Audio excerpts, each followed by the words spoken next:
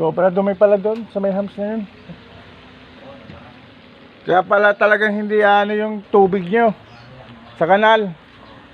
Ayun ang problema. Sobra bara.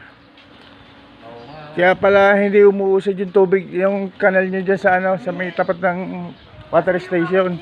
Sa may ano ko, sa may ibabaw ng cabinet. Yung shades ko, dito ilabas na sa kwarto mo. Dito sa kwarto ko, taba yung kwarto ba yun?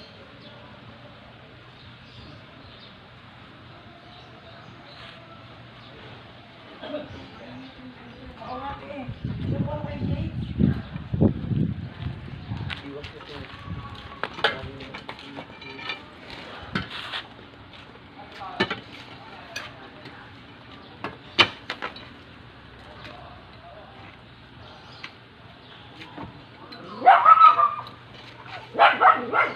Ano?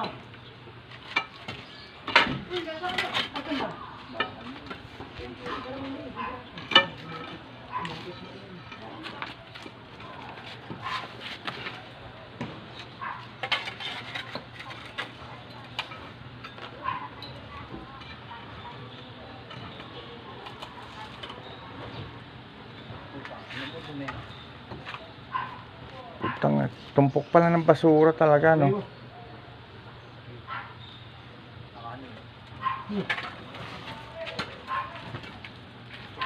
Dami oh. Inopen manual na, oh. Kaya hindi umuusad dun yung sa kanal mo, eh. Kaya nga ako kumuha ng sako na eh. Irekta muna sa sako. Para hindi na mag-ano.